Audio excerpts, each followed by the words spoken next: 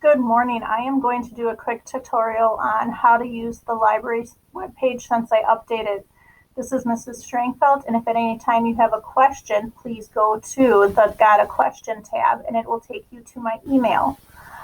On the main page, I now have things kind of categorized of importance, so you can see that all of these. I also put on there a parent's guide to Google Classroom because we are all in uncharted territory and this may help you. From there, you can go to Home Resources at the top and click on that. Once you're in there, I have Scholastic items, Brain Pop items, and How to Get Active by Mr. Kuhn.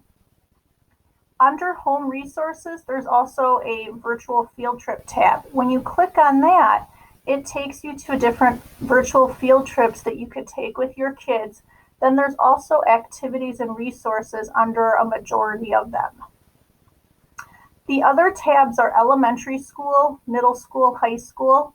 If you click on elementary, the ES, it will take you to their main page, which has a ton of resources on also.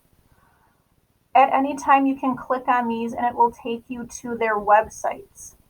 Also, if you click the down arrow by ES, it will take you to other items. You can always go to podcasts, books and authors, games and literacy. In the games and literacy, I have it broke up by ages in the school. So if you would click on elementary, that would be about first grade, second grade to about third grade. Upper elementary is fourth, fifth. But when you click on it, it takes you to a page that has math, ELA and writing, and different things like that. Podcast for kids, another great place for something different that maybe just to shake up things. Same thing for middle school. They have a home page and different things they can do. Award-winning books, science flicks, freedom flicks, Scholastic Go is a great place for them to go and just get different information that might help them at this time. And you can even click on what is this image and it'll tell you about different things. When we lost my train of thought. Oh well.